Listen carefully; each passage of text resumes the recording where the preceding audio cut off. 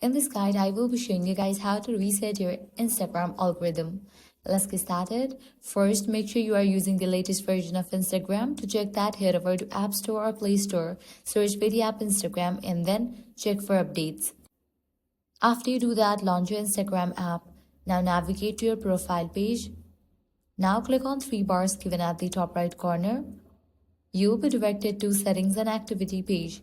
Here you're gonna find different section. Scroll all the way down. Navigate to this section where you see. Under that, you're gonna find the option Content Preferences. Click on that. Now click on the option Reset Suggested Content.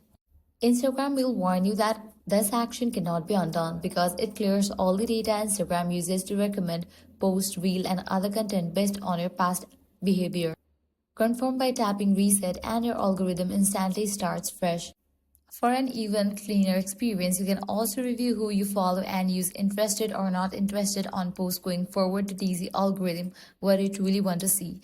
And that's it. If this guide helped you out, do not forget to like, share, and subscribe to our channel. Thanks for watching.